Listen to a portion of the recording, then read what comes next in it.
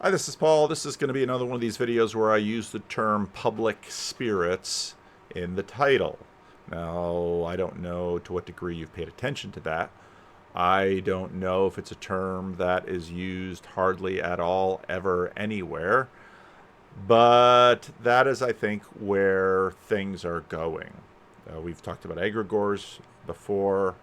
I'm doing this in preparation for the conference in Chicago, Midwestuary, because in prepping for this, I go back to thinking about all of the conversations I've had with Jonathan Peugeot and John Vervaeke and the various things that they've been working on, and I tried to find something that would sort of synthesize and bring some of these things together.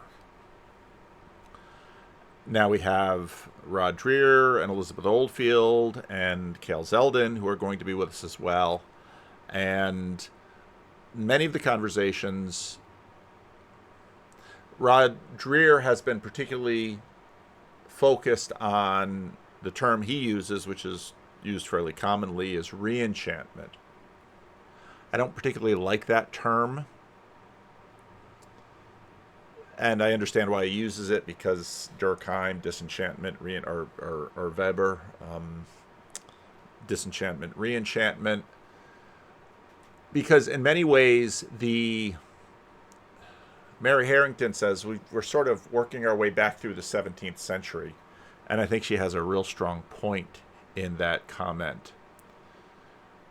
I think a lot of the excitement in as we worked our way forward through the 17th century was itself an experience of enchantment and meaning and the thrill of magic, because I think what happened in the scientific revolution, where we try to isolate variables, look for cause and effect, look for these things to reliably and predictably and almost without fail happen in ways that we can observe, sequence, name, and reproduce. That was a tremendously exciting thing. Now, human beings have long been working at such things.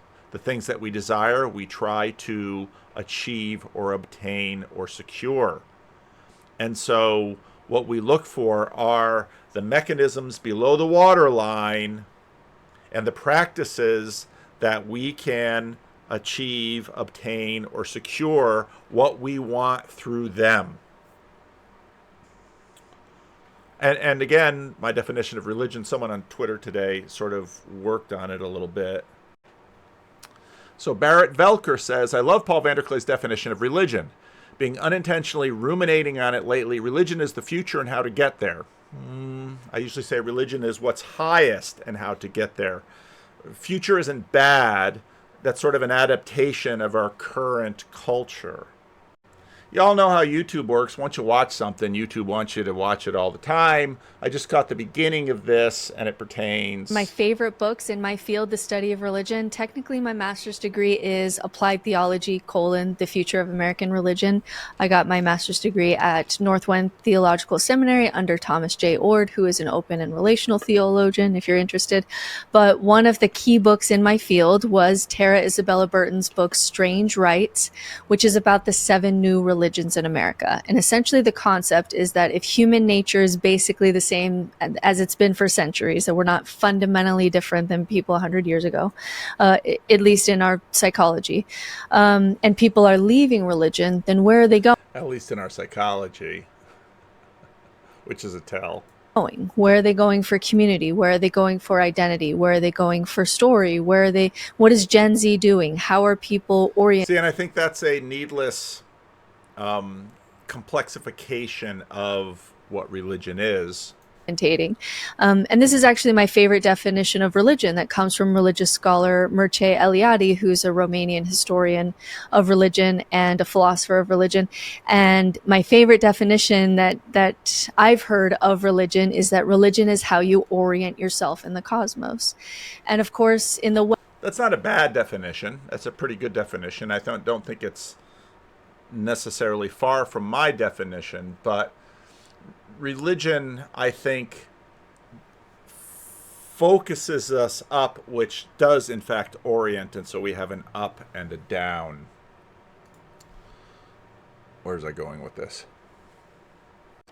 So I'm in Ian Toll's The Pacific Crucible, War in the Sea, War at Sea in the Pacific, 1941 to 1942, and he's going into some of the changes in Japan. And in the 1920s, Japan was sort of a liberal democratic state, and then maybe I'll touch on some of these other aspects, because he goes through a little bit of how it went from a liberal democratic state, let's say a functional atheist state, to the state that would wage war. And part of it, obviously, was a religious transformation. School children were taught that the emperor had descended from the gods. Now, we're going to get into this question of double and divine double, because you see it in something like the emperor, because the worship of the emperor was something that continued to develop. It was sort of in the culture, and they sort of brought it to fruition, but they always were able to maintain a certain knowledge that the flesh and blood emperor, while being in a sense an instantiation of the god, also had to be managed. So when the emperor during the Second World War, when his father had some issues, they would sort of hide him away.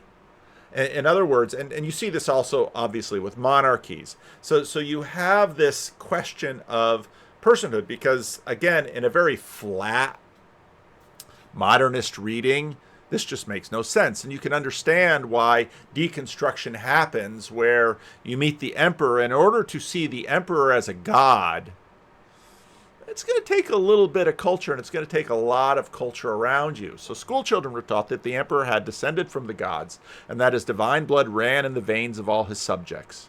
So you very much have sort of a racial story here in terms of their community. The Meiji Emperor's imperial rescript on education was often read aloud to the students, and if a teacher or school principal should ever stumble over a phrase in the hallowed document, he was forced to resign. Hideo Sato recalled one of his teachers had explained that His Imperial Highness was descendant from the Amaterasu Amikami, god of the sun. The teacher told the story so convincingly and dramatically that we children sat there, eyes round with wonder, felt in our heart of hearts that it must be true. The children were cautioned never to use old newsprint to wrap food without first confirming that no photograph of His Highness was included in the pages therein, lest grease or food besmirch his image. The progress of the war was followed closely in the classrooms. Students sometimes pasted Japanese flag markers on maps to signify advances and victories. I was crazy about geography from the time I was young, recalled Sato. I really memorized the map of Asia all the way up to India. Places like the Malay Peninsula and North Borneo rang with hidden meaning. I could draw them as in the air back then. As pathetic as it may seem in retrospect, okay, now we have these different worlds that are looking in, and he's I assume, a modern secularist writing to a secularist audience, an audience that has sort of disenchanted all of this, disenchanted the God Emperor. The imperial program included a strain of heartfelt messianic idealism. Conquest overseas was held to be a sacred mission, to be undertaken for the sake of all the benighted and ill-treated people of Asia, and perhaps beyond. And of course, you can see colonial versions of this, the white man's burden. And of course, in Darwinism, this thing sort of comes full flourishing in the West. It was Japan's purpose and destiny to push out beyond its island and to unite Haku Ichiu, the 8 corners of the world under the care of the emperor's benevolent heart. As the only nation in the world that had not separated the spheres of religion, politics, morality, patriotism, and family, Japan's social and political cultural order, Kokutai, was manifest superior to that of any other culture. Now, it's funny because people will look on this and say, oh, how could they imagine they were superior to any other culture? Don't you think your culture is superior to any other culture? At least the culture that is you? Because if you didn't, you would give it up. Now, you might adopt sort of a condescension and a multiculturalism and all of this, but the truth is, you have a frame and you have a map, and you use it. We all do. It offered a Confucian order based on harmony, filial piety, reciprocal obligations between superior and inferior, and deep ties connecting the individual to a collective whole. And when I looked at Nate Heil, and when I listened to so many younger men now in the culture, this is exactly what they're looking for. It offered to advance the whole lesser people by bringing them under the care and guidance of the emperor, and the only sovereign who was also a god, and the only god who was also sovereign. As in the heavens, the sun is not double, so on earth there exists only one Tino. It offered the last best hope for all of humanity, the salvation of a turbulent, unhappy world. It gave the Japanese people a reason to believe they were fighting for something more than national aggrandizement. If Japan had declared it was fighting only to add territory, remarked Koshu Itabashi, a student on the outset of the war, I don't believe we could have gone as far as Borneo. Moreover, added the charlatans who flogged their theories with the regime's approval, Japan had once ruled the world in the distant past. Now, again, here's their mythology. And many, many cultures have at least corresponding mythologies. Had once ruled the world in the distant past and was merely seeking to restore that ancient order. Evacuations of ancient relics carried out in various regions of the world testify to the authenticity of the descriptions of the Japanese annals, wrote Professor Chikayo Fujisawa. They brought to light the wonderful fact that in the prehistoric age, mankind formed a single worldwide family system with the Japanese emperor as its head. Japan was highly respected as the land of parents, while all other lands were called the lands of children, or the branch lands. Eminent scholars were unanimous in concluding that the cradle of mankind was neither the Pamir Plateau nor the banks of the Tigris-Euphrates, but the middle mountainous region of the Japanese main island. The ancient Japanese people had spread over China and the rest of Asia, bringing the fruits of their civilization. They had even reached Europe under the name of the Huns. But their utopian global order had tragically collapsed after a series of natural disasters, and the world had plunged into darkness, in which all mankind became estranged geographically and spiritually from the parent land of Japan, to the detriment of world peace. With dissenting voices drowned out, no rhetoric was too silly or cartoonish, so long as it supported the program. Now again, this is someone writing from, they didn't, back in the 1930s and 40s and 20s, we have genetic studies that show where we come from. Well, who is we? And what is we? I mean, these are all the questions that religion. So, orienting yourself in the world, that's a good definition of religion, but I wanted to tweak it in that which is higher and how to get there, because it adds a little bit more verbiage rather than just sort of a static frame picture. And then, of course, the Pacific, Indian, and Atlantic were considered separate oceans, but they were considered only by Europeans. There were no seven seas, only one sea existed, and it connected to Japan, where the sun was rising. All waters are connected to Japan. All ocean is to be recognized as the great Japanese sea. Japan would drive the white Christian colonial interlopers out of Asia once and for all and lead its poor Asian cousins back to the one true path of Buddhist and Confucian principles. Here the Japanese ultra-nationalist program found fertile ground, for it could justifiably point to a long history of Western repression, greed, exploitation, and hypocrisy. The West had taken what it wanted from Asia while giving nothing back, the ultra-nationalists said. It had kept wages down and prevented industrial development in order to exploit Asia's markets and steal Asia's natural resources. The Japanese, by contrast, envisioned a great East Asian co-prosperity sphere which would work for the mutual existence of the nations, in which one is not exploited by the others or vice versa. Japanese found a receptive audience in Asia for its message that the colored races consist 2/3 of the world's population, but control only 1/10 of the world's surface, and that Japan alone, among with the non-white races, was strong enough to cast the West out of Asia. Promise of liberation would be betrayed by Japanese behavior in the territories they occupied. Too often they left the locals feeling nostalgic for the old boss. But early in the war, Japan's spectacular victories indubitably raised Asian self-consciousness and aroused a deep yearning for independence. Ross Douthat's book right now, not just simply the content in it, because he's reworking arguments and material that have been around for a while. I think he's doing it well. But he's one of the really important turns of his argument is to suggest that the eradication of religion, let's say the Western secular materialist mindset, has failed. And in fact, when I talk about the recession of modernity, it's failing and falling further behind. Now, when was peak modernity? Well, these things always have zip codes. And it's interesting, if you look back in the Second World War, the mainline church was still quite strong. There's a, so help me God. I'm trying to think about, to what degree. Now, Trump certainly plays his religious card. It's interesting, the reaction. It's so fascinating.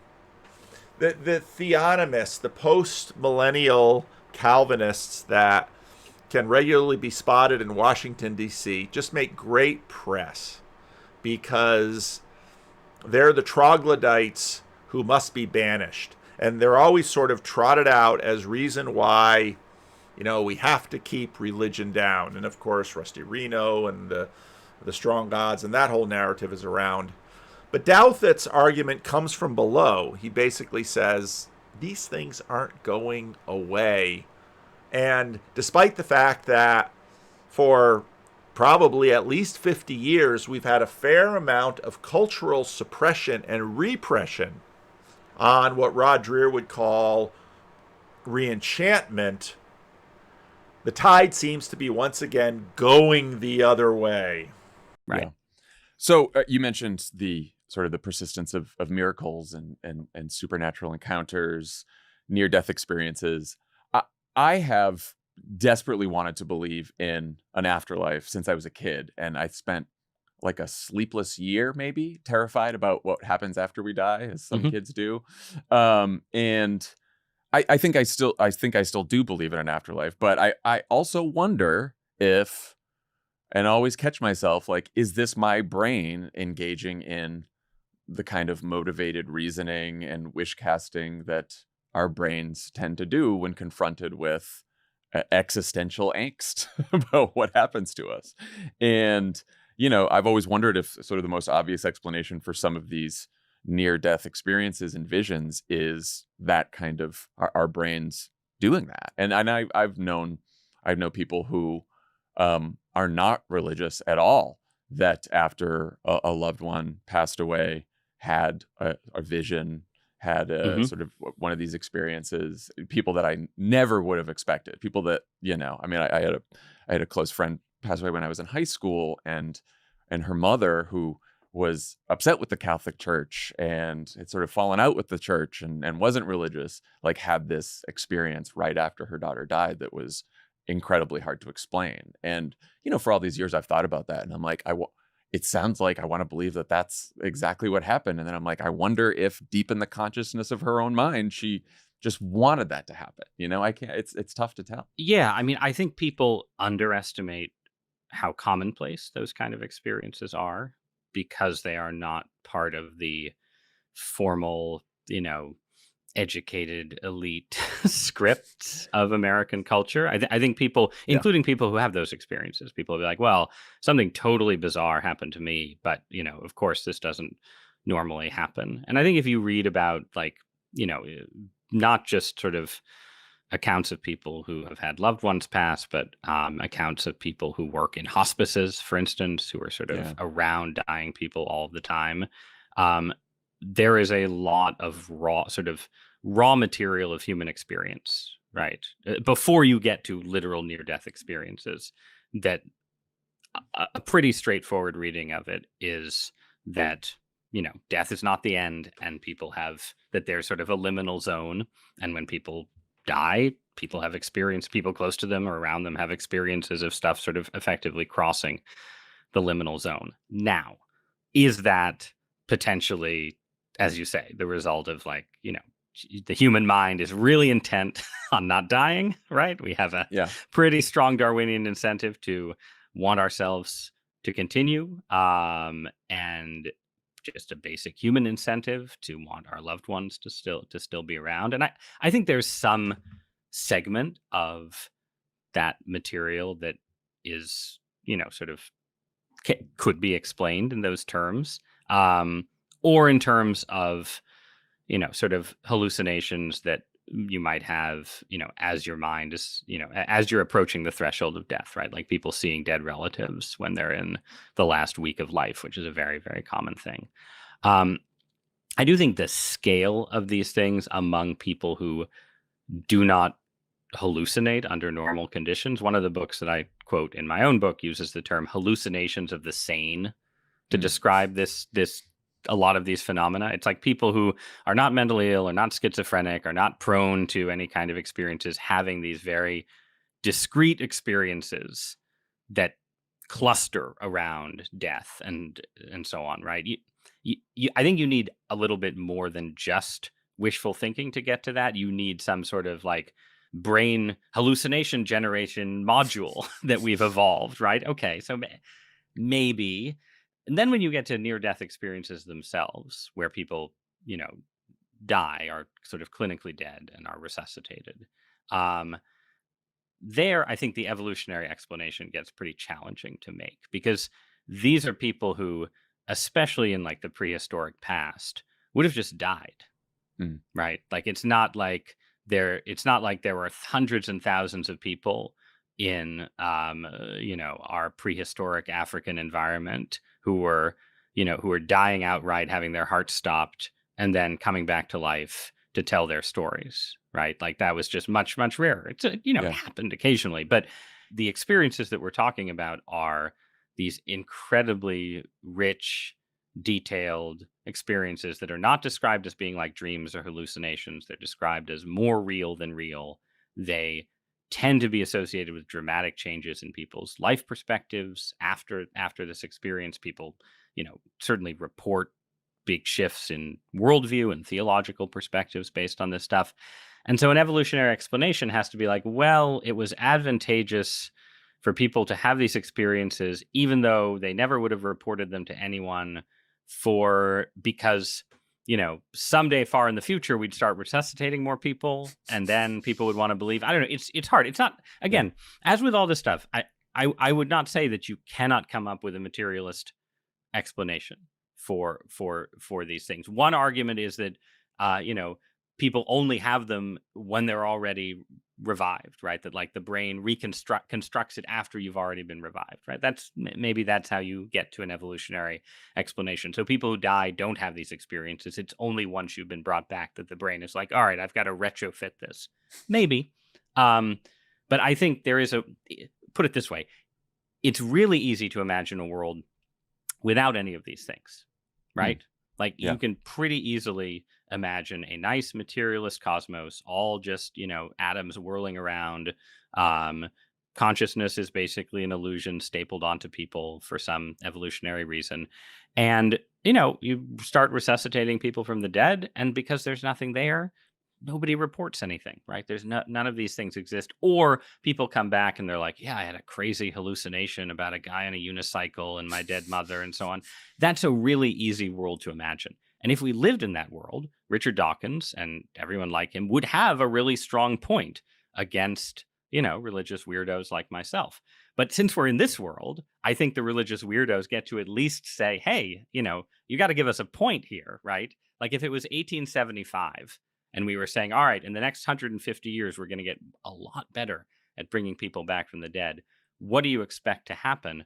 The religious expectation would be at least somewhat more vindicated than a strict atheist perspective has been. I thought that the story you write about in the book about Michael Shermer was quite telling, just because that I think the strongest evidence comes from sort of people who are non-believers or Right. atheists who have these experiences, and he's one of them. Can you sort of tell that story quickly? Yeah, Michael Shermer is a very smart debunker of the supernatural, a sort of atheist polemicist in the style of Dawkins and others. Very smart guy and very intellectually honest, as far as I could tell, so I can tell from reading his work. Like he, will concede points to the other side when it seems appropriate to him, and so on. And he had this experience when he got married, where his wife, then fiance, had a radio that had been a gift. I may mangle the details, but I believe it was from either an uncle or a grandparent who had played some crucial role in raising her in Germany, and then passed away and left her this radio that was just broken. It was like an heirloom, nice thing to have, didn't work. Shermer could never get it to work. They stuck it in a drawer in a back room and forgot about it. And then on their wedding day, they come back to the house, and she's feeling sad because they got married in California and it's all his family and friends, and she doesn't have any family there. And suddenly they hear music coming from the back of the house, and they go back and open the drawer, and there's the radio, which never worked before, playing love songs. And it plays throughout the wedding reception. And I think it switches to a different kind of music at some point as appropriate to the evening. And then it stops and never works again. And Shermer, Shermer is like, this is a really, I'm trying to be a scrupulous, rigorous guy. This was a pretty weird thing that happened. And, and he's written about it a couple times.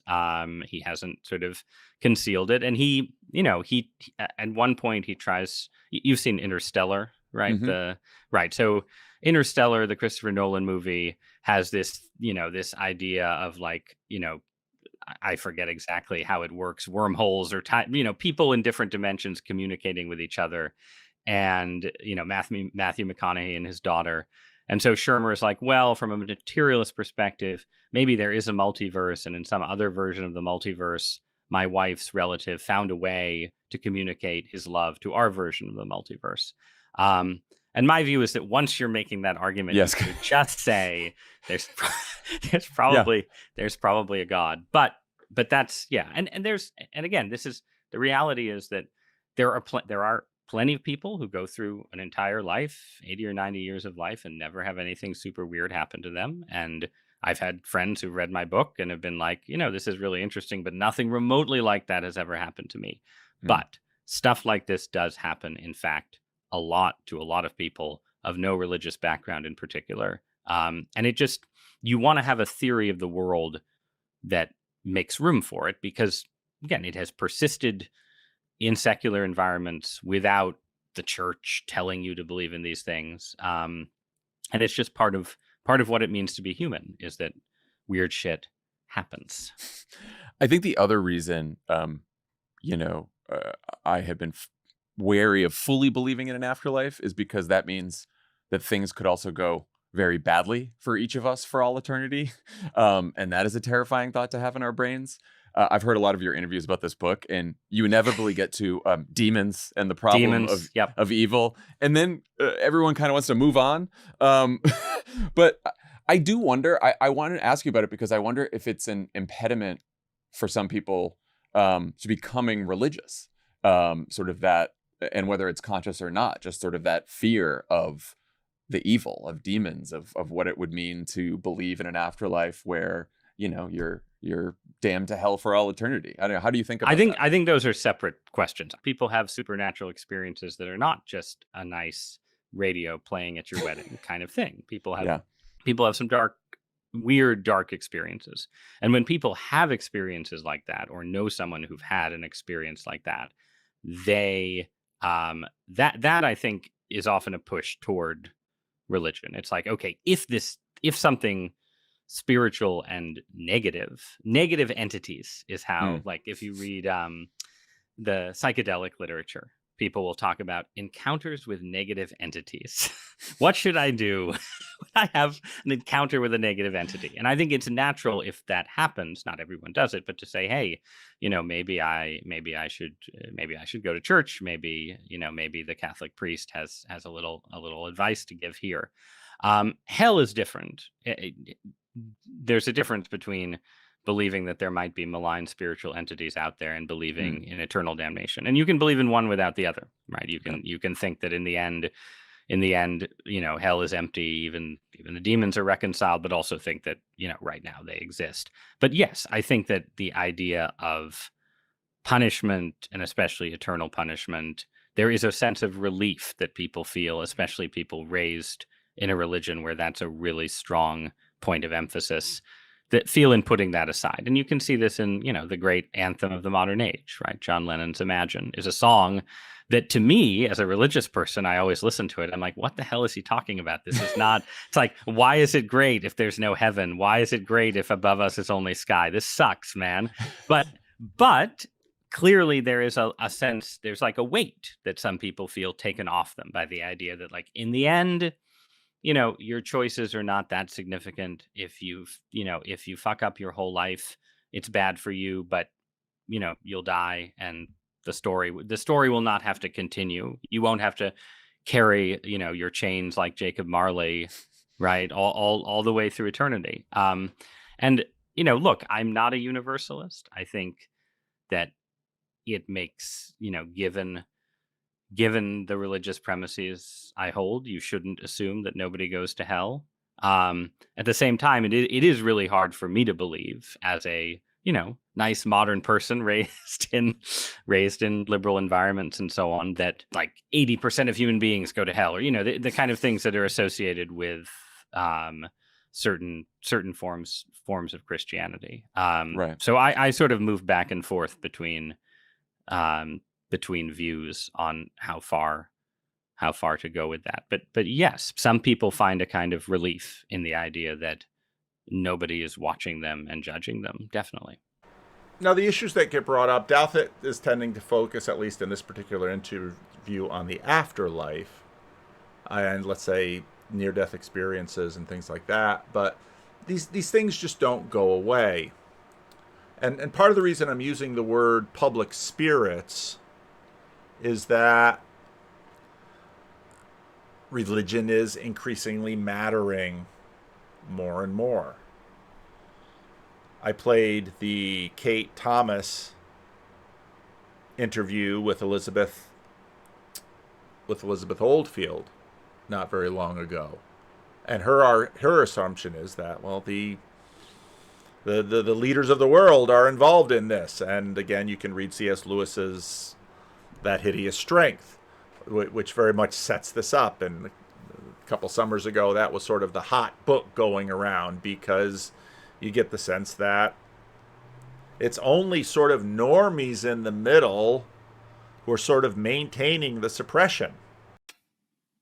Part of my conversion story around that, and then attempting to be an atheist for a while, and then coming back to what felt like a more kind of austere, rational form of Christian practice, and then right back round to like, no, I want to pray in tongues and lie on the floor and have a cry. And I am no longer ashamed of that, partly through the work of Ian McGilchrist and my understanding of like different epistemologies, different forms of knowing. But I want to just pick up one thread for the listener, because you've talked about stocks, and what they won't necessarily yet know is that you move from this quite hand-to-mouth existence, having left home really young, charging by the hour as a psychic, to this very successful business as an industrial intuitive, advising, Fortune 500 companies. Could you just, I know it's a lot, there's a memoir in there, but could you just like do the dots between how did you move from that to this completely different world of using your skills? Yeah, so I went through a period of time really where I was, as you say, hand to mouth and working entirely just with individuals. So I moved to Glastonbury in Somerset, which is the sort of epicenter for spiritual pilgrimage of all traditions, actually, fascinatingly, but certainly the sort of center of the home of the New Age, we could say. And was very, very drawn there, couldn't really explain it or understand it, felt very conflicted about it because I didn't fit in at all, and I still do not fit in Glastonbury. I'm kind of infamous, I think, as not the Glastonbury person, but I was there for 7 years and very successfully, but was still, doing this sort of one-to-one readings with individuals. And ultimately, what happened was I was very good at what I did. And so word of mouth spread, and I started seeing all sorts of people. So people would come in from all over the world to have a session with me. And this is when I was really like 20 years old, 90, I was young. And one of those people, or a collection of those people, actually, it's not really just down to one, would be people that that had businesses, and often would be in very senior positions with very big businesses. And of course and I say of course because I was so naive. I was 20, maybe 21 years old. I wasn't, a child and also a bit of an idiot. And I was charging like £25 for an hour of my time. And I would be giving them just, so much value.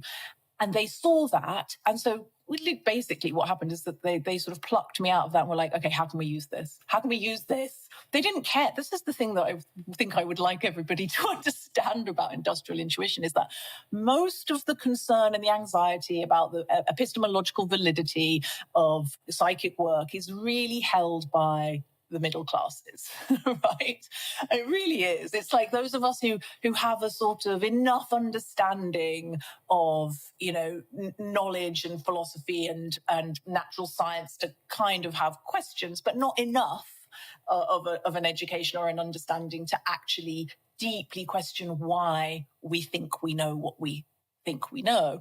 And most of the people that are making the most money in the world, and I say this with absolute confidence because I know them, they are using any form of extra information that they can. They don't care where and how I get the information. They're not even interested in why or how I know these things. They care about the bottom line. And so when I realized this and discovered this, I've never been, not ever been somebody that has been trying to prove my value. Like, not ever, and I never will be. I went through a period of time where I felt very concerned, I suppose, and I still have this. Am I giving enough? That's a different kind of question. But in terms of like, was it valuable? Like that I wasn't trying to ever prove to somebody that psychic, I'm problematizing this word, but intuitive information was valuable because it just evidently was.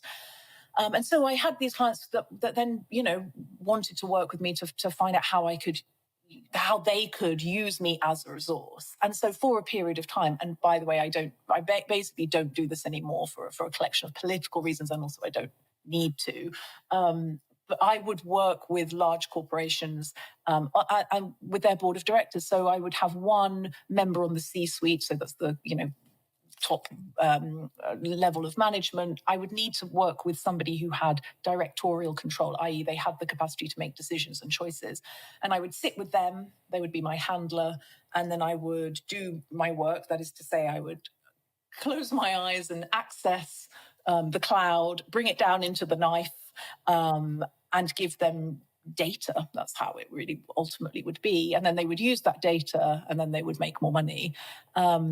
And so, yes, I did that for over a decade. And I think, I definitely didn't charge enough money. That's one thing I would say, is that I know that I'm responsible for making millions of pounds for people. And, a part of the reason that I don't do this anymore, I mean, occasionally if there is a circumstance or a situation or a client that I feel like is absolutely aligned politically with me, that I feel is really good and excited about, then absolutely I will. But it's very boring work. It's not very satisfying. It doesn't feel meaningful to me. It ultimately is just stoking the fires of, capitalist industry. I did it because I needed to, but I mean, it's so dull. And I'm intelligent and creative, and I didn't want to do that with my life. And I wasn't even being charged, wasn't even being paid sufficiently. I think at the time I was being paid like, I don't know, £5,000 a day or something silly like that, Now I'm going to play a video, a little bit of a video from a very different genre, but it's very interesting because what she did is so normal. And most of us won't find it spooky, disenchanting. Most of us will find it to be psychological. But it's interesting that it's at this point that sort of internal family systems has arisen and developed. And I think part of what there's a real question as to why. Well, let's rewind a little bit. My Kindle app isn't cooperating. But if you look at Hampton Sides Blood and Thunder, it has this nice little section on the Navajo. And it's a nice section on sort of the anxiety and fear that the Navajo had of malevolent spirits. And it's very interesting to me how so often these, we could call them, say, axial age religions, animism doesn't seem to stand a chance when confronted with Christianity, Islam. You can see this happening in Africa. And the ubiquity of what today are, I would say, culturally suppressed experiences in the ancient world, I think, is extremely important.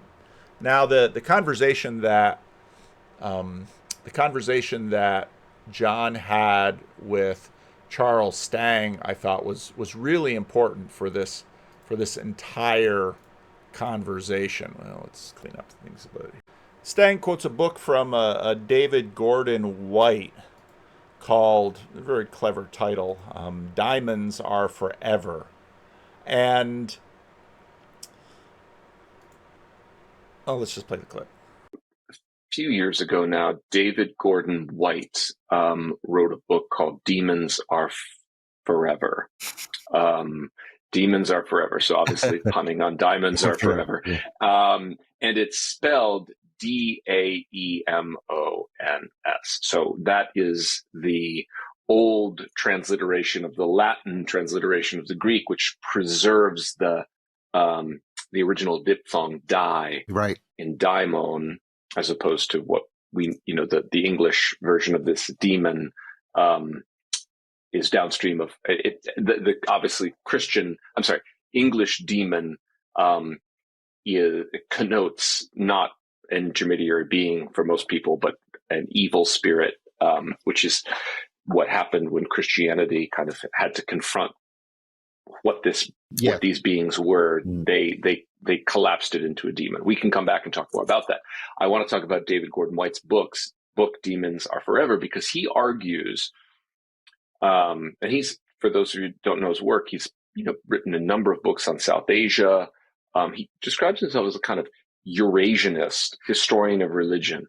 His argument is that humans dealing with demons or daimons is actually the substrate religion of Eurasia.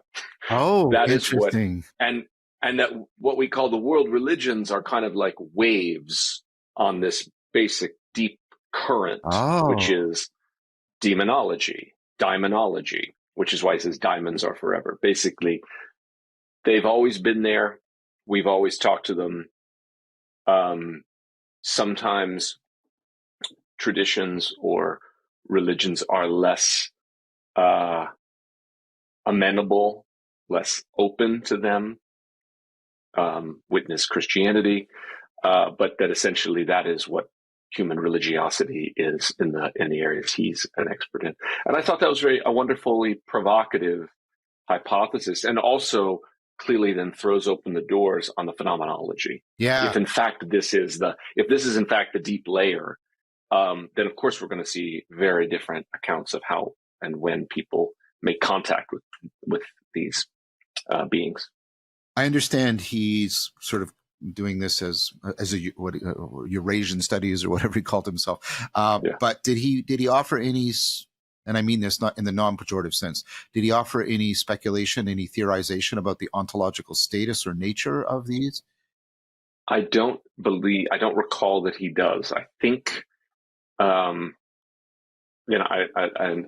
want to check this, but I believe he remains ontologically agnostic, as is so often the case. Yeah, right. So I'm hoping you and I won't do that, good, because I would like to keep pursuing this. And I think that's true, and I think you see that in stories like the Navajo, and these stories are are common all throughout the world. And I also think that it's really helpful to recognize that all of these experiences are on a continuum. Books. One is this work, Ben Alderson Day, on Presence: The Strange Science and True Stories of the Unseen Other. And so he's following up on the work of John Geiger, who wrote the semi-famous book, The Third Man Factor, about sense of presence. And just about what you were saying about Socrates, is only says no. There seems to be this very, very extended continuum about the kind of experiences that people have around these presences. And for some, it's a completely silence. And for some of them, it's very odd. It's silent and there's nothing visual. It's just a felt presence. And then for some people, there's a sense of something that is speaking to them. I'm trying to be very neutral in my language here. And then there's a degree of how much speech happens as well. Sometimes it's very telegraphic. Sometimes it's more dialogical. There seems to be a very large spectrum of how people have these experiences. And of course, some of them seem to provide helpful guidance to people. John Geiger tells the famous story of the person ice climbing. And I don't know why people would ice climb. This sounds a totally bizarre thing to do. But as I would have thought was going to happen, the ice broke, he fell, and his companion fell. His companion died. He was hurt, and he was laying on the snow, and he was confronting the possibility of death. And then he had what he says, a felt presence came up to him and said, "Stand up, your nose is bleeding, so you can walk in the snow and you can leave a trail, and that way you won't walk in circles and you'll find your way out." And that's how he found his way out. And there are many accounts like this. But sometimes the daemon doesn't seem to be anything, or the presence, I should say, doesn't seem to be anything but some like a shadow figure that's just copying your motions. Like there seems to be a wide range, and they're having some initial success, sort of inducing this kind of stuff in people with various kinds of technological interventions. So I'm saying that because I wonder if what we might be seeing, so very weak hypothesis, but okay, because we see, I'm suggesting to you that we see something like this continuum as we look across the Platonic tradition, from something like we get this weird thing, the report of somebody told there was a ritual in Plotinus's to totalitarian, yes. And it doesn't seem like it talked or anything, but they just knew it was a god or something like, and so there's all this stuff. And I'm suggesting then, rather that being sort of, and I know I'm on historical thin ice here, but rather than that being sort of just like, well, they were confused and the tradition is all over the place, maybe this is actually representing a pretty robust feature of this phenomena, that it, like other cognitive things, it actually lies on a continuum from something very, very, like just basically some sort of projected, body image or mind image. That's a really cool idea that's emerging, that just like we have a body image, we might have a mind image and it can get projected outside of us to something that's this full archetypal dialogical presence. So I just wanted to suggest that to you and see what you thought about that as a possibility.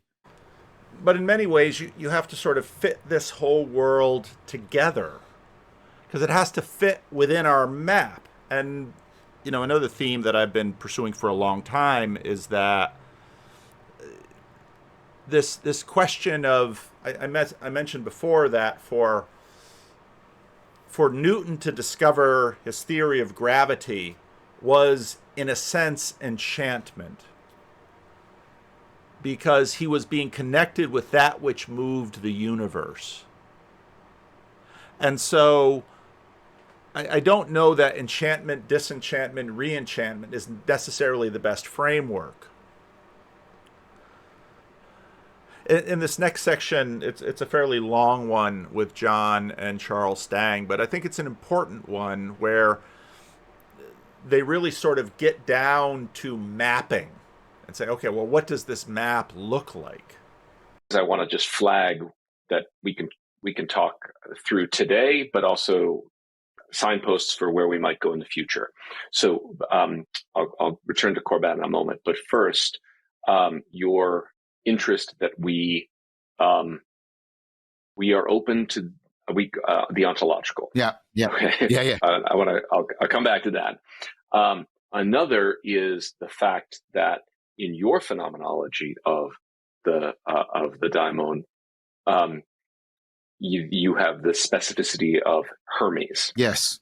And that has its own very curious lineage, which intersects with Platonism, and we may want to talk about. I do. I want to talk about that.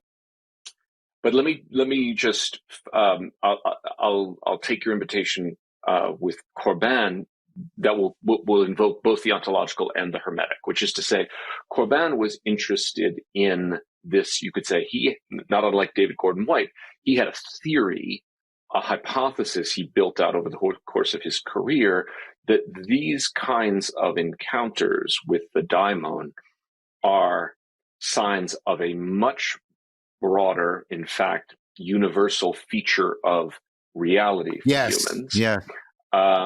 So, and that in fact, what you learn through encounters with the daimon actually teach you the nature of reality all the way up to, but just short of, the one. Mm-hmm. Yeah. So he kind of embedded this in an extremely ambitious metaphysics that owed a lot to Platonism and esoteric Islam. So Corbin to me is a really interesting dialogue partner because, like David Gordon White, has a theory about how this is operating writ large, but unlike David Gordon White, as I recall, I'm certain Corbin is not an ontological agnostic. Yeah, no, he thinks exactly. This is in fact the case. Well said. Yeah. So in Corbin's case, what is interesting is, and I'm still teasing this out as I'm writing this piece on Corbin, but he thinks that these encounters with these personae or agents that we sense are not entirely us, but are somehow maybe uniquely attached to us, are that he says that the broader theory to account for this is not actually demonology, but angelology. And he goes to Proclean angelology to try to give an account of this. And his hypothesis is that might be stronger than hypothesis. I think he thinks it's a certainty, is that these daimonic or angelic encounters are your encounter with your higher self. Yes. Essentially initiating you into the next stage of your elevation and integration. So I'm going to paraphrase this, but he says the name angel, I believe he says this, I can't remember exactly where. Angel is the name we give to the kind of ecstatic encounter of ourself and its double as it's leveling up. And that is like a chain or a ladder. So there's a kind of angelic hierarchy, or another way he puts it is we activate the angelic function of our being. For him, you could say activating the daimonic function of our being, and it would be the same way. So that the daimonic is actually is constitutive of our metaphysics, and it marks what you might call up-leveling or leveling up. And of course, for him, the Hermetic tradition is the thing that really understood this. And so when you told me that this figure identified itself as Hermes, I thought, oh God, all right, is this just because you've been reading too much Corbin? Or well, this is a fascinating question. Let's just raise that as a question. If your daimon has introduced itself, and I believe you used him, suggesting that I want to raise that question too. Did this entity's gender match yours? Did you have a strong sense of its gender?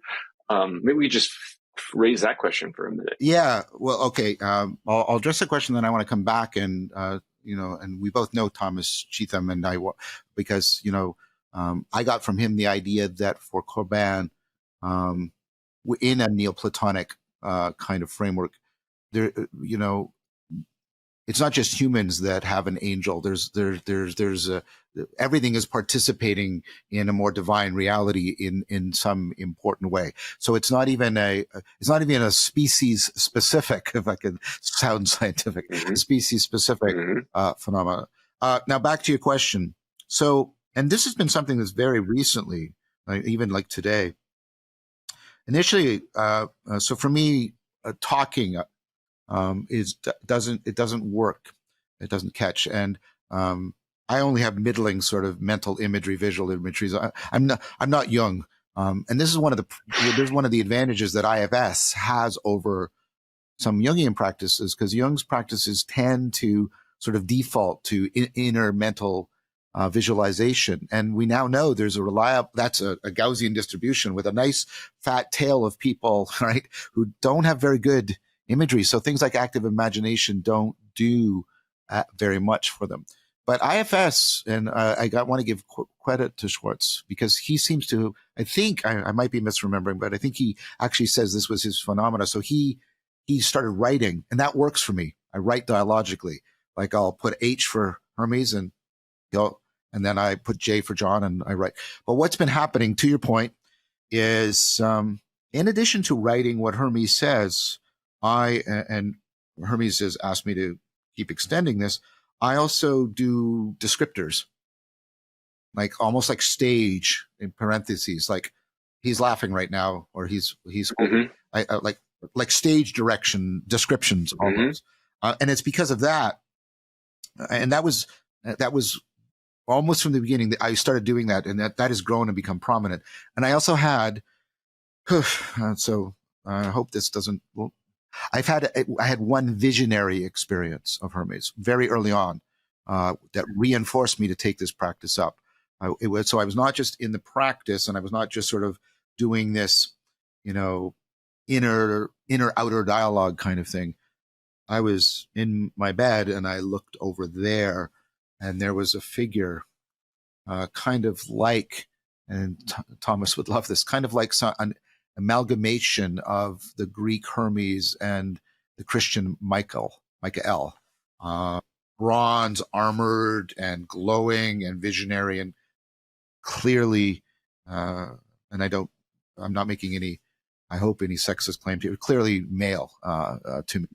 And so that's the answer to your question. That's how I've only had one of those experiences. It's never repeated. It was at the very beginning. It was very powerful. It was scary.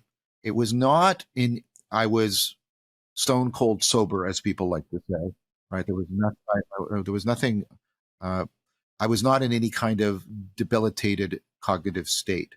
And it came upon me. Boy, I find it difficult to talk this way. It came upon me, and it was very powerful, very clear. It had glowed, very numinous. And the point of it seemed to be to encourage me to go beyond that initial encounter and commit to a regular practice. And since I've committed to that practice, that it has become much more grounded in the voice and sense presence. And I only get sort of this weird, like I say, stage direction imagery now. But how can I say it? Hermes seems more alive to me in this form than in the visionary form, even though the visionary form would be prototypically something most people will regard as, like, it was numinous. It was shining, it was glowing. It was on the edge of very scary, but yet also beautiful and fascinating. The auto stuff was just archetypally there, kind of thing. Oh, that's so interesting, John. So I don't know that you. Well, I don't know that you. I'm curious if you've ever met Tanya Luhrmann.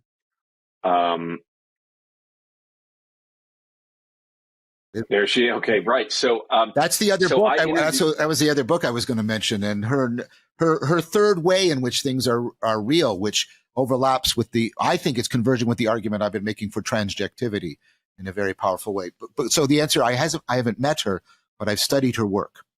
You know her work, right? I figured you might, given that she's interested in people who hear and see things. Yeah.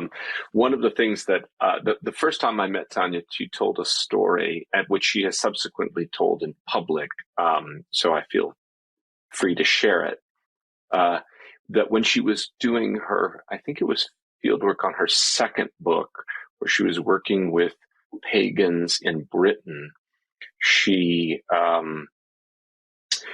took on all their practices, and because it's a tradition that understands its lineage as having suffered,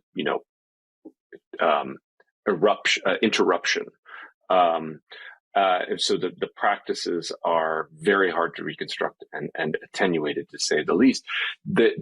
Their practices are significantly focused around the imagination. Right. They don't know how to do they don't know what to do and what the rituals were and what. So they have these imaginative exercises. And she describes how she, took these practices on in order to be a member of the community. And then waking up one morning, I have the details right, she woke up in bed and there were 3 druids at the bottom of her bed. Yeah. Or 3, what appeared to her to be druids. And now Tanya, I think, is ontologically open, but still, in some ways a skeptic. And her account of this is what can happen phenomenologically when you train imagination. Imagination can produce things that are real phenomenologically. Go ahead. Well, and I mean, in one sense, that's surprising, but it's another. I mean, I do work on the cognitive science of dreaming and lucid dreaming, and I've done some lucid dreaming practice, and and Foley and other people have worked with lucid dreamers, and they encounter figures, and they're lucid, so they have self-awareness in the dream, but they encounter figures that seem to have knowledge and perspective that they don't have any direct access to, strike them as very real, and again, it seemed. What I'm saying is there seems to be a functionality at work here. Not just a phenomenology. There seems to be something going, like the brain is investing tremendous amounts of energy and time and putting you in a very dangerous state, presumably for something that has adaptive benefits. I do think there's an emerging cognitive scientific theory of what's going on in dreaming. But I don't need that theory to be specifically explicated or true for the point I'm making. It's like, well, of course. I haven't read the paper. I just read the abstract. When people mind wander, the default mode network, apparently, if you go into second person with that, you get beneficial effects out of mind wandering that you don't get if you go first person or third person when you're mind wandering. Like this is what I mean. There's all this stuff, and I don't want to sound psychotic or anything, but there's all these things that there's, to my mind, they are converging towards each other. They're trying to talk to each other. They're trying to get us aware of, well, wait a sec.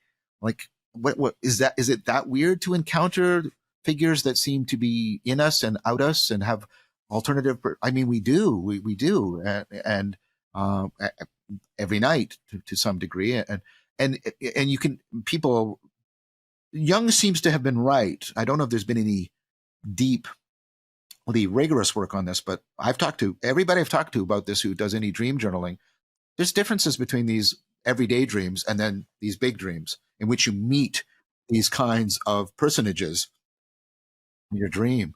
And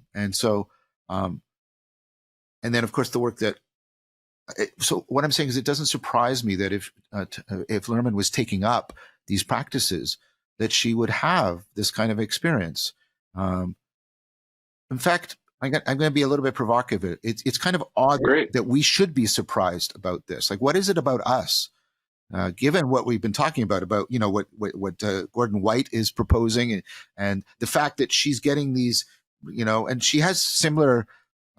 I don't know if she gets an experience, but she reports similar experiences when she's working with the Christians, right? And the presencing of Jesus, and I don't mean to disrespect her. I'm not saying Jesus ontologically is a daemon, but I mean, people have these experiences too of something that seems to be in them and out them, beyond them.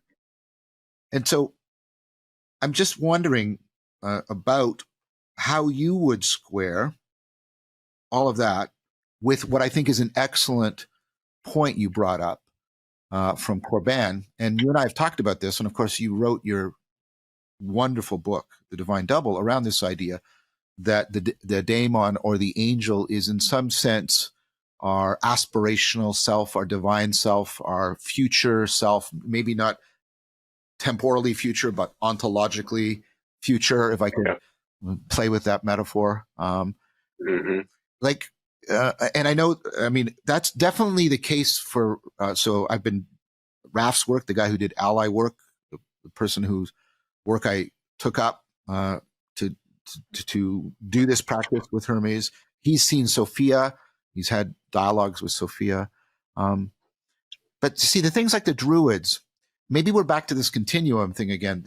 Because I think so. Yeah. So I'm wondering if there's a general function of sort of, like you said, there's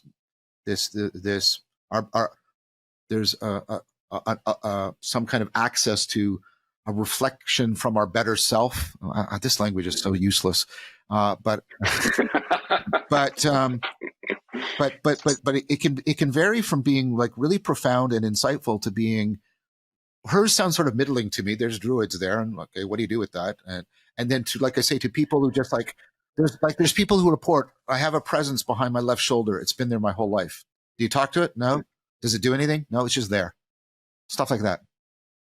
Yep. Okay, great. So one of the things I have been wrestling with, and I don't have an answer to it yet by any means. So this is just, I'm exploring this both. Well, we're exploring together as friends. Yeah, and we're exploring this stuff. I think I get the sense from you that we're exploring this as scholars and as interested parties. Yeah. So we have some existential skin in this game, and you've been very open about that today. So the question. I see that in some ways I've teased a video that I haven't played for you yet. And it's a video about decluttering. Because she would call this psychological. But of course, that is but one frame. And I think part of what we're beginning to see is, and you see it with IFS and some of the things that have happened around it, you see that frame fraying. And the frame has been fraying under pluralism for a while because people began to notice that, well, that psychology works here but not there. It works with them and not them. And of course, the whole pretext behind the science was that it was going to be working with every human being. And then suddenly you get to understand that there are, in some ways, the angel of civilizations that are governing what works where.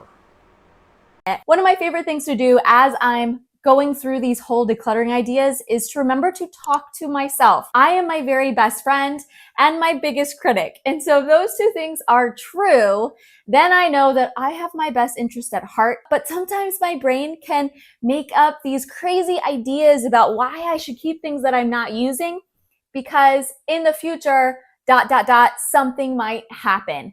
And that's who I call Susan. She likes to talk to me and tell me about all these horrific things that could possibly happen in the future. I don't know if you have a brain like mine, but she talks to me all the time.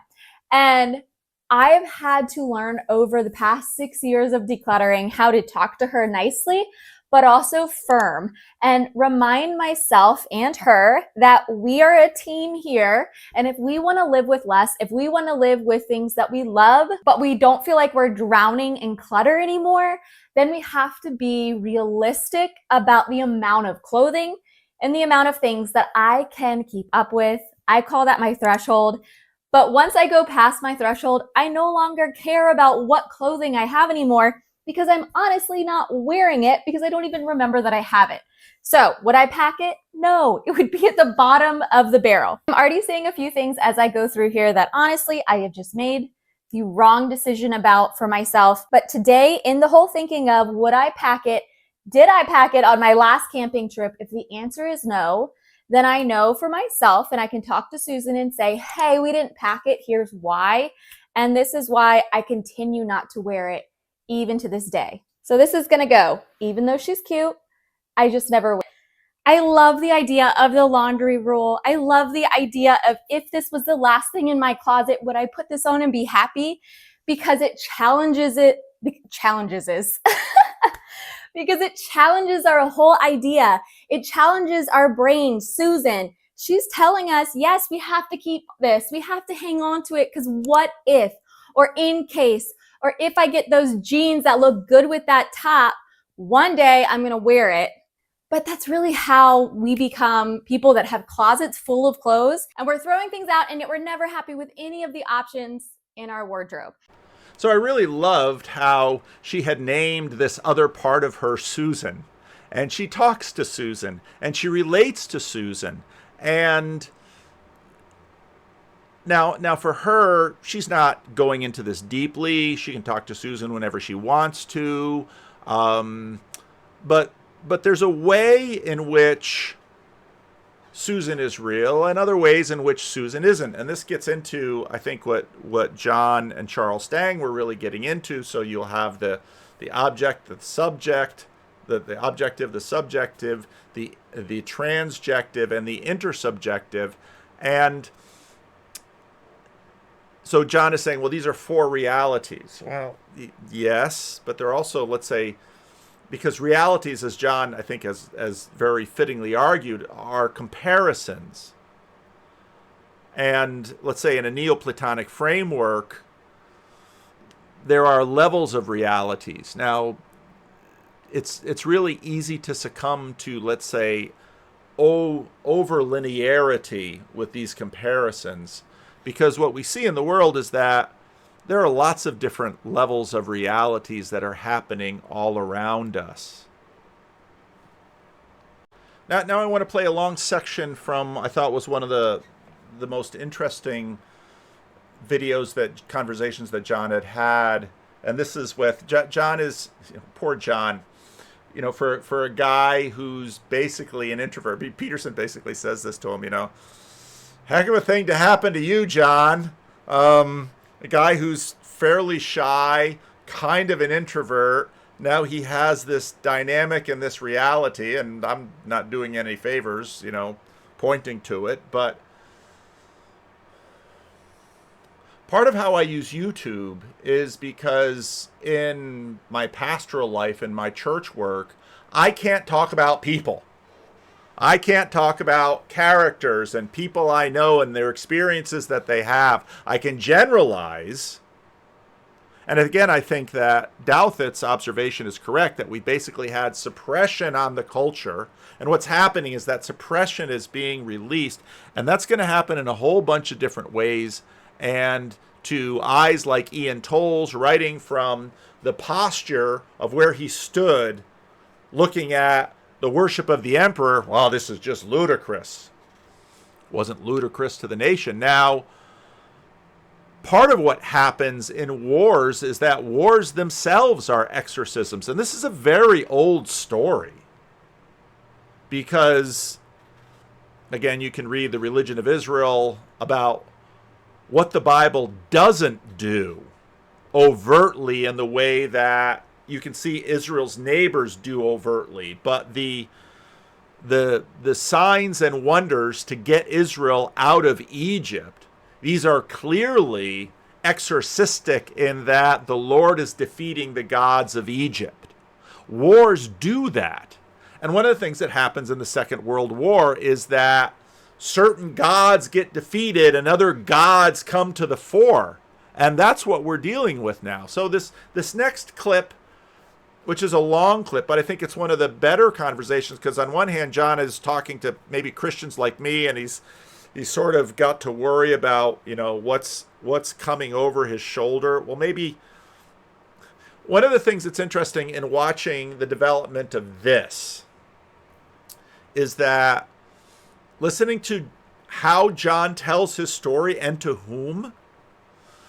If you're, for example, often having to be in the book of Acts, one of the really important episodes in the book of Acts and in the book of Galatians is the Apostle Paul's telling of his experience on the road to Damascus. And scholars have been studying these tellings, and there's a variety of different accounts, and in some ways they differ in some sense. Yet nobody's skeptical about the fact that Paul had this experience on the road to Damascus, and it turned him around, and it changed his life, and it changed history.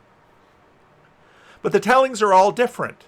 Even in the book of Acts, now the book of Acts is in many ways a book of sermons, among other things. And if you've listened to any of my sermons on the book of Acts, I keep reminding people that this is a book of sermons. It really is.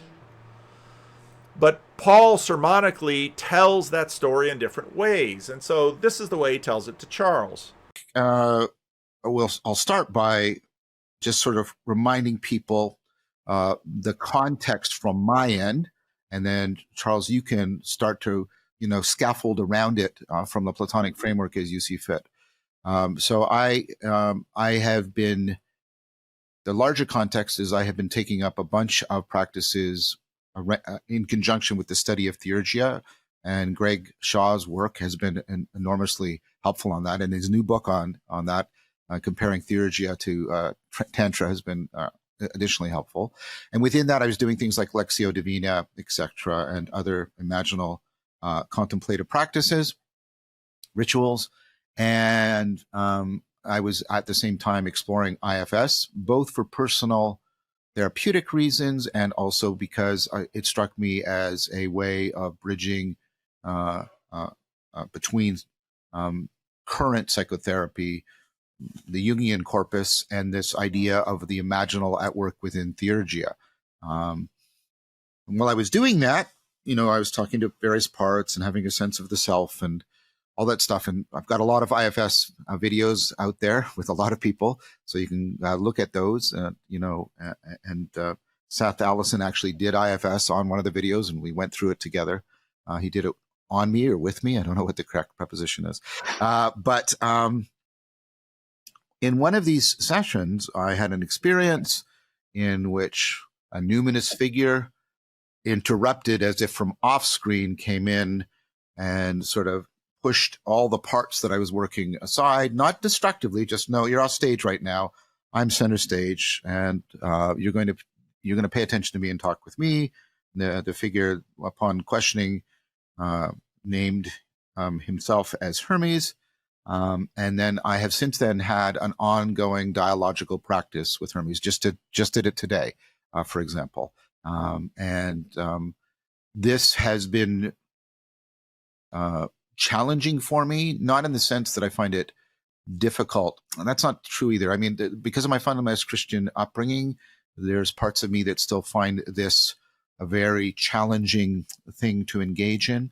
I'm also, very concerned and interested in, as a cognitive scientist, what's going on, and maintaining sort of intellectual philosophical integrity around this while being open to good argument and evidence, hopefully. But what's happened is many pivotal insights that have sort of been redirecting me as I'm going forward in the last couple of years have actually come out of dialogues with Hermes. So I just want to acknowledge that and be grateful to it. And just before, like literally 1 minute before I turn things over to Charles, I mean, there's been a lot of discussion around this pro and con, some of it quite extreme on both ends, a lot of it much more cautious and exploratory and open. And I think Charles is a good person to give us a sense of, there's been a deep heritage of reflection and practice, talking to each other about this, going back at least to Plato, probably further back, maybe Pythagoras, but clearly in Plato. And so that's why Charles is here. And that's Charles knows this story. I've told it to him in more detail in person. And he knows that I've been talking to people like Mark Lewis and Paul Vander Clay and Kazra Mirzai and Seth Allison and a whole bunch of people. But like I said, Charles can bring something that's really needed to this, the philosophical dimension. Thanks, John. And I'm delighted to talk with you about this, as I was intrigued when you first mentioned it to me just this past May. But before I dive in, can I just ask, I imagine most people who are listening and following you know what IFS is, but for those who don't, what does the acronym stand for? Sorry, thank you, Charles. It stands for Internal Family Systems Therapy. So it's a parts dialogical work, very, very powerful. And it's kind of there's earlier parts work. Jungian therapy often had parts work, Gestalt, the double chair, various therapies. In fact, one of the things that I noted in one of the videos is there's this growing convergence within the psychotherapeutic community towards dialogical practices and an increasingly dialogical understanding of the self. I talked about this in, I think, episode 8 or 9 of After Socrates, and I talked about the Socratic shift, where I talked about this, my experience. I talked about Socrates' daemon. I talked about the original sort of Platonic idea of the self as multiple and dialogical in nature, and how this is now gaining a lot of traction in the cognitive science of the self. So thank you for bringing that up, Charles. That was good. Yes. Okay, thanks. And one last question, John, before I dive in again. When was your first encounter with this this persona that identified itself as Hermes? It was during COVID. Christopher Mastropietro and I think you've met Chris at some point. I think maybe virtually. Anyways, he and I were doing, we were tag teaming on IFS. And this would happen to me when I was, we would alternate between doing it together, tag teaming, and alternating between us, and also doing it individually, like you're sort of supposed to do. It was sometime in 2021. I think late winter 2021, something like that. And for people who are skeptical, and I read these kind of skeptics when they deal with the biblical material, clearly such and such never happened because the story changes. No, the story changes because we're human beings, and the more life goes on, the more reflection we do, the more things grow and the more things develop. And so this is the story. So he had his conversation with Charles 10 months ago, and this is the story as told around 7-8 months ago. But I've always longed to have that experience, and I've had a couple of things in my life occur that I think I would put under the umbrella of a potential daimonic encounter, so to speak.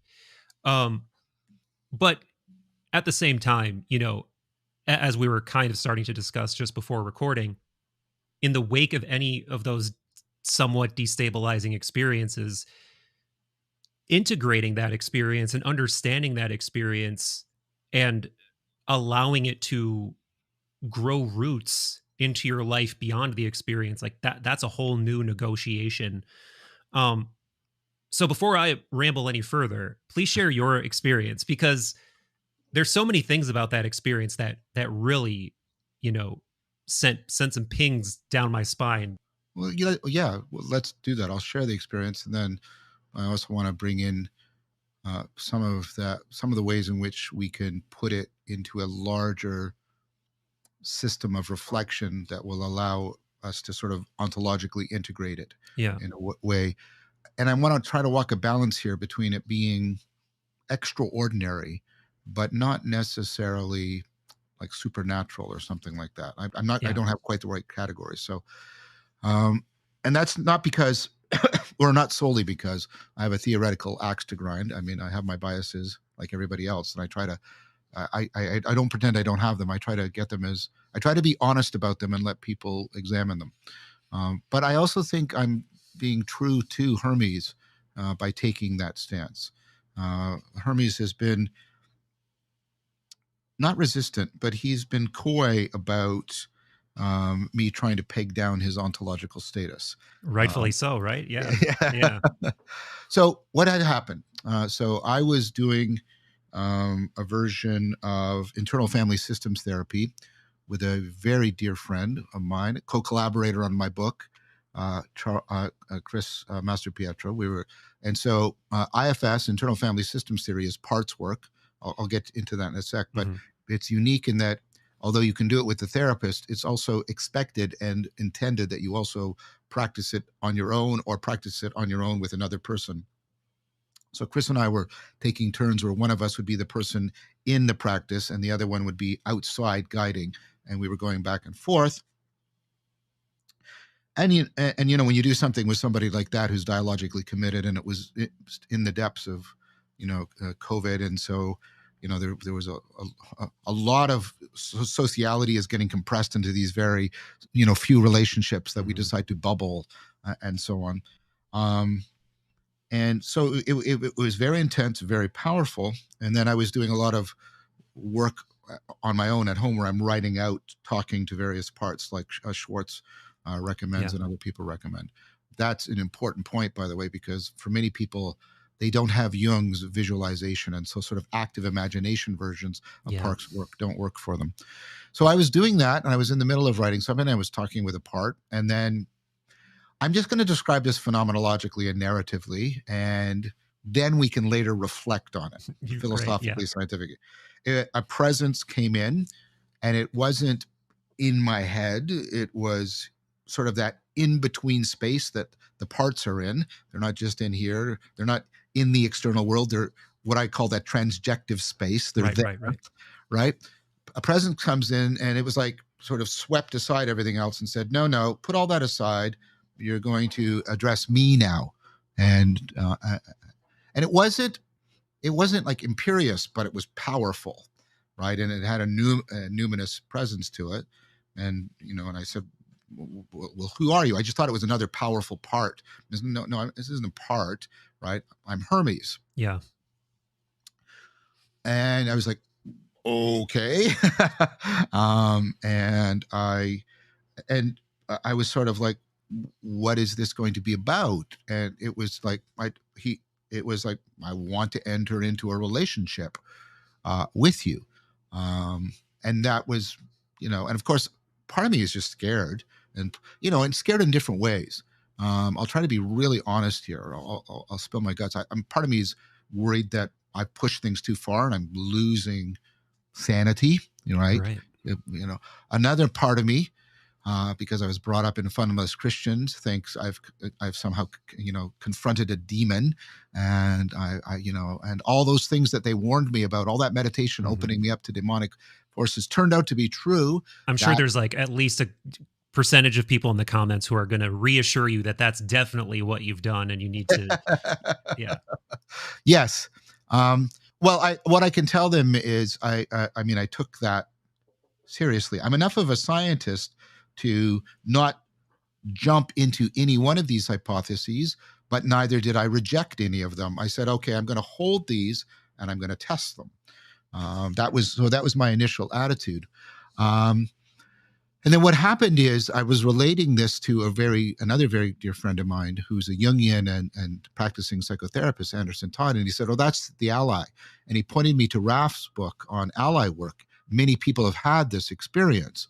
And then, of course, almost immediately, I remembered, because I'm a devotee, a follower of Socrates, I remembered Socrates' daemonium, his divine sign that spoke to him. And all of this was starting to say, something else is going on here that doesn't fall cleanly into the two automatic categories of madness or demonic encounter. And so I read Raff's work. I read some other work. I talked to some other people from this community. I eventually read Anderson Day's book on presence, where people have, there's a whole continuum of where people have full-blown encounters like this to very, very things where they just have a felt presence of something behind their left shoulder and getting into what I think is going on behind that. And so I committed to a regular dialogical relationship. And so once or twice a week, depending on where, because I have a rotating schedule of practices where it fits in.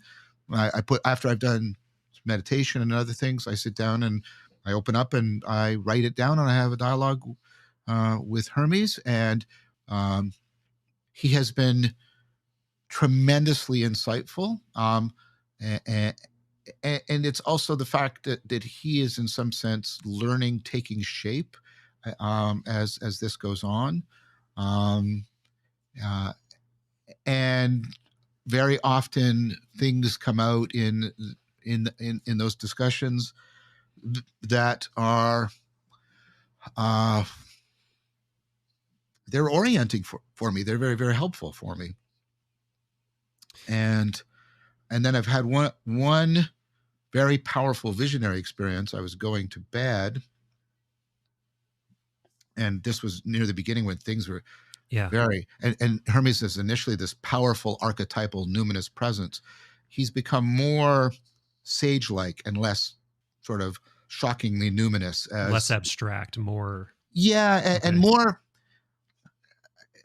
in the sense of a mentor, more friendly and less just sort of right. And because one of the things I do when I dialogue is I don't just write down what he says. I sort of describe any image of what he's doing or what his affect might be. I do it like stage descriptions. I put that in brackets. So I'm trying to, bring all of these different channels of communication. But this was early on, and I was going to bed, and I turned to my left, and I had a visual experience, also a sense presence of this figure that looked very much like a figure in bronze armor, kind of an amalgam of Michael the Archangel and Hermes, the Greek god. Wow. Very, very powerful. And then in one other, I don't know what to call it, presencing, Hermes showed up in a dream and was very helpful in the dream. And to people who are worried, I've asked Hermes what he is. I've asked him about, what does he think about Jesus, for example. And one of the most recent things he said to me that I don't know how to process. And he says things like this all the time. He says, John, you're on a dark road back to Christianity. And he didn't mean dark in the sense of evil. He meant dark in you can't understand it or foresee it. And the philosophical Silk Road is, and what that's going to be, like, and things like that. And so, and there's things like that he's repeatedly done. Like, he'll just get me to notice, do you think that a lot of your suffering is due to the fact that you're just too impatient? It's like, oh, right. I don't want to interrupt your story, but I have a story on that note. Please. So I was just telling you that I was at that Monroe Institute retreat, and this won't surprise you. This won't surprise any of the viewers. I told you, I'm not going to go through the whole drama of the story and then revealing I had an out-of-body experience. I just published that video recently, so no need to tease it. But I was saying to you, a lot of people went to that retreat with the express desire to achieve that state. My deep desire was to have an undeniable daimon guidance sort of encounter. And in every meditation, so just to give you an idea, you're laying down, you're in total darkness, there's a meditation going on, but it's very little guidance. It's there are tones being played, and each tone corresponds to what they call a focus level. So you start at focus 10, then you go to focus 12, 15, etc. And that's supposed to get you in a different sort of brainwave state associated with a different state of consciousness. In any meditation where they encouraged us to set a intention, it was always reaching out to the daimon. And the only very solid transmission I got from it was like a clock.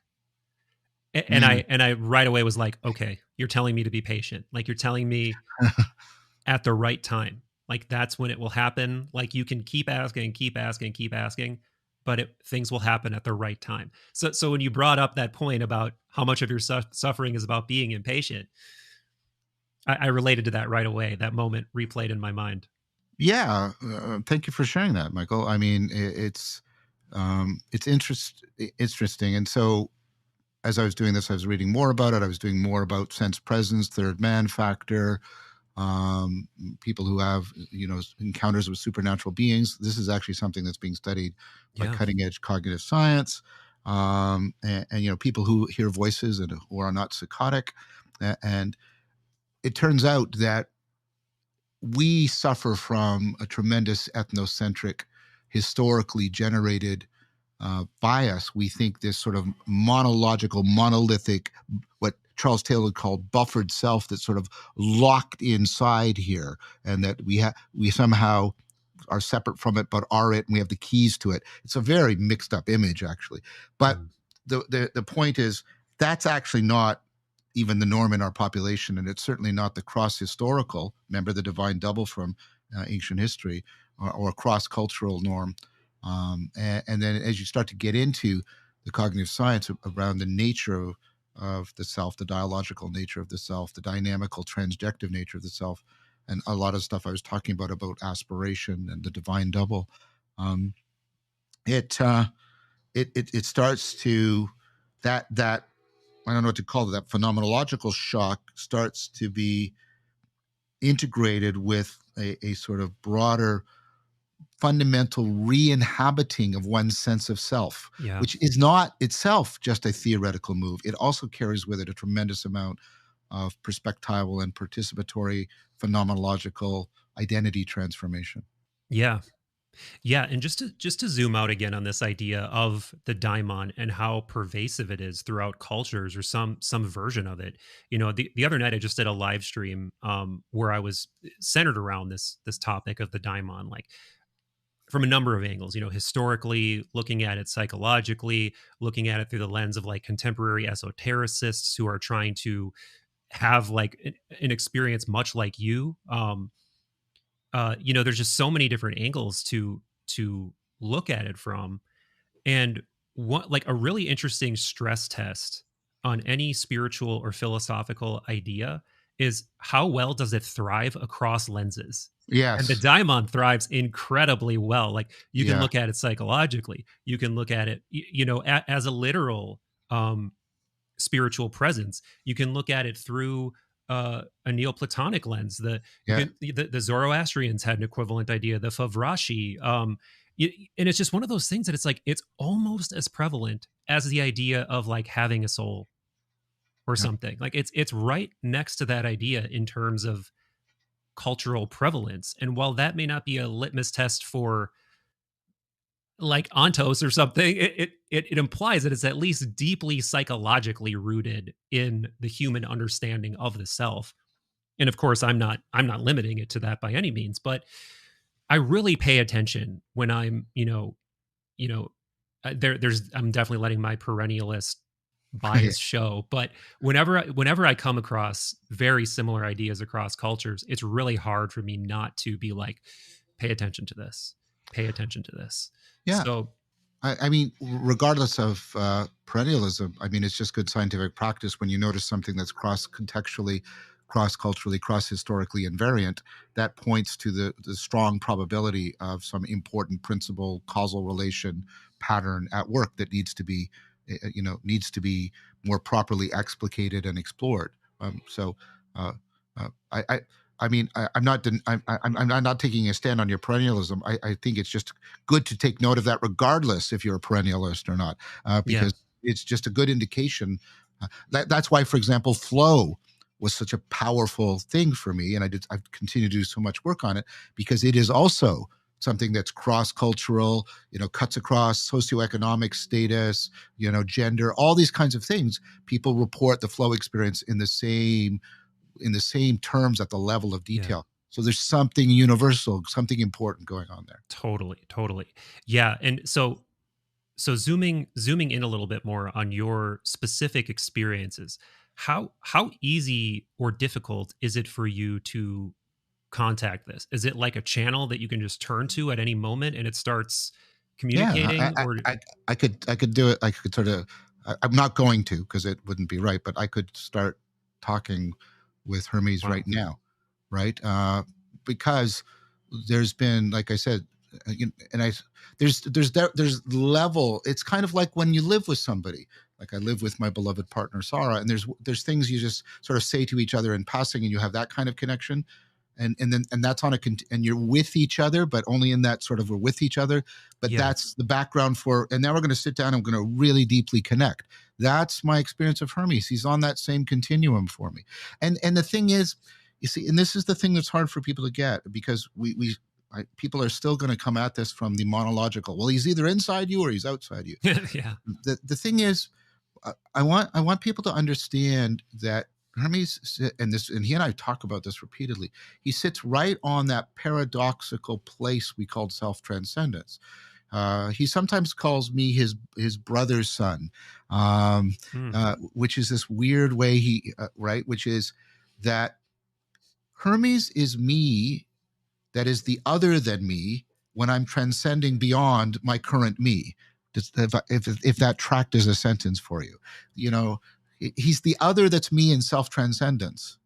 And he talks about a mirror transcendence. He said, I'm transcending into you just as much as you're transcending in and through me. And it was like, wow, that's really, really cool. I hadn't thought about that. So again, to try and put it on something when you have an insight, you don't make it. Right? It doesn't come completely out from outside of you. It's somehow your insight. You participate in it, but you're not the author of it. And then what you'll do is you'll just divert to another myth. Well, it comes from my unconscious. Yeah, but it's not in you, because your insight is about a pattern in the environment, right? You're reshaping what you find relevant and salient in the world, and that means the world is showing up different for you when you have an insight, right? So Hermes is as much implicit patterns that I'm intuitively coupled to as he is, Jungian archetypal forces from the depths of my psyche. Yeah. From Vedantic terms, he's as much coming from Brahman as he is from Atman, right? And so, again, that has been philosophically there's been all kinds of existential aspects, but philosophically, the most interesting thing is about how Hermes has made it possible for me to get a deep experiential realization about this, what William Desmond, the great philosopher theologian, calls the metexu that Plato talks about, the in-betweenness, right? The transjectivity, and how actually fundamentally central it is, and how it cleanly does not fall into it's real, but it's not the same real as our subjective world or what we call the objective world. And again, as a pastor, and I listen to these stories, well, there's a lot of things that emerge, but I know someone who always talks about the little voice, and this little voice was really instrumental in a number of things in his life. What does he mean by the little voice? Is he going to say it's the Holy Spirit? No, not exactly. He's going to say it's Jesus? No, not exactly. But it's sort of in that same space, I find, that John is talking. Now, what happens, of course, in Christianity is there's a real discipline, and Charles Stang talks about it a little bit, but especially in there's a movie, Millions, where a little boy is talking to the saints. Protestants, that sort of gets reined in. You should talk to Jesus. You should converse with the Holy Spirit. You should pray to God the Father. And so the panoply of the saints sort of gets pulled down into 3. And I think that's a healthy discipline. And, as a pastor, if someone comes to me and says, oh, I want such and such experience, I want such and such experience, I, like Douthit, would say, don't go seeking these things. Pursue God and Christ. I'm a Christian. That's what my answer would be. What's interesting about John's story is John did not pursue this. This individual is pursuing it, and I, along with Douthit, would say, and part of the purpose of Douthit's book is don't just wander off into the territory looking for these things. If you believe that the Navajo were onto something, part of my concern that I have with some perennialists and New Age people is that why would you imagine that if the world is a much bigger, fuller place and that there's evil below, why would you imagine that there's not evil in the middle realm as well? So one ought to be careful with that.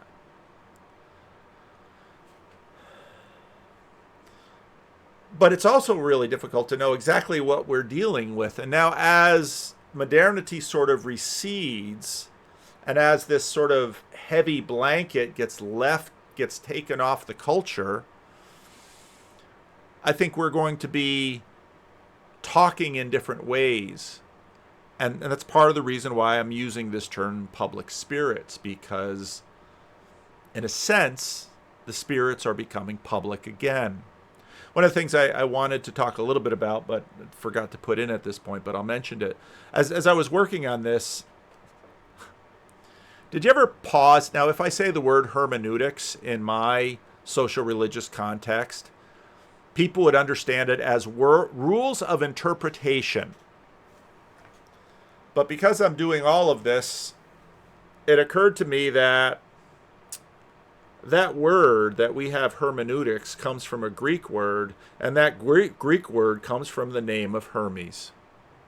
Now, again, if you think about Hermes, it makes perfect sense, because Hermes was the messenger of the gods.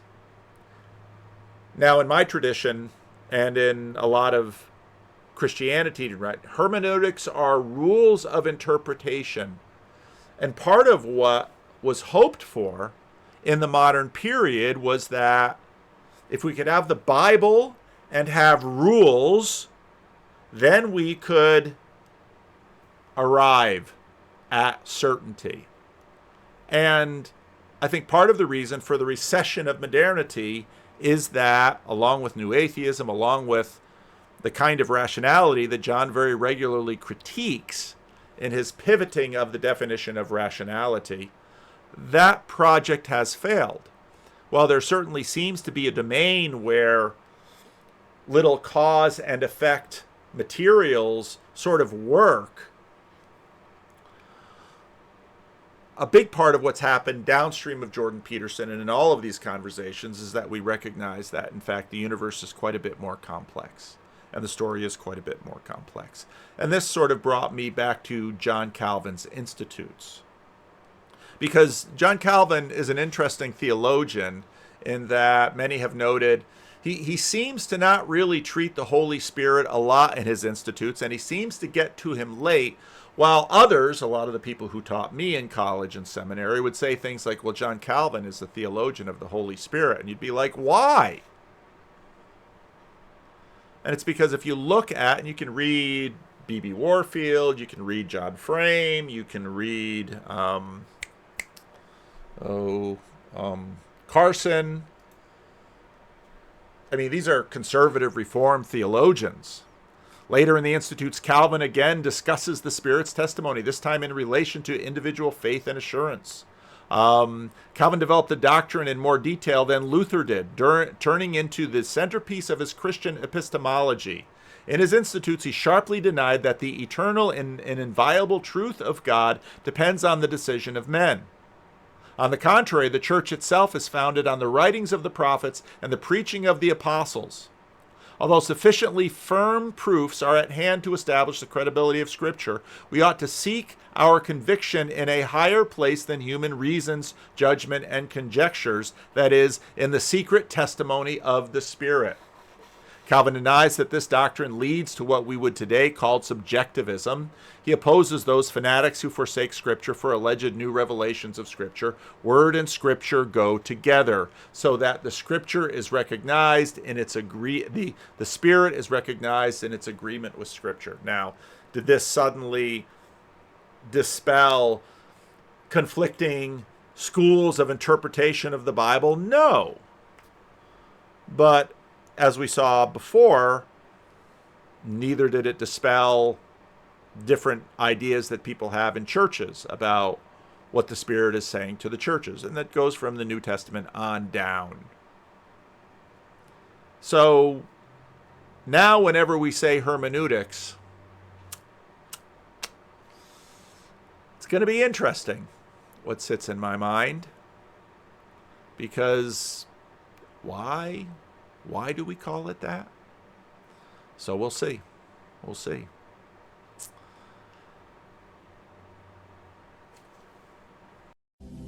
Midwestuary 2025, August 22nd through the 24th in Elmhurst, Illinois. A weekend you won't want to miss with special guests Cale Zeldin, Paul Vanderklay, Rod Dreher, Elizabeth Oldfield, John Vervaeke, and Jonathan Pajot. Midwestuary 2025, the Fellowship of the Spirit. Stay tuned for more details. Visit us at midwestuary.com for ongoing updates.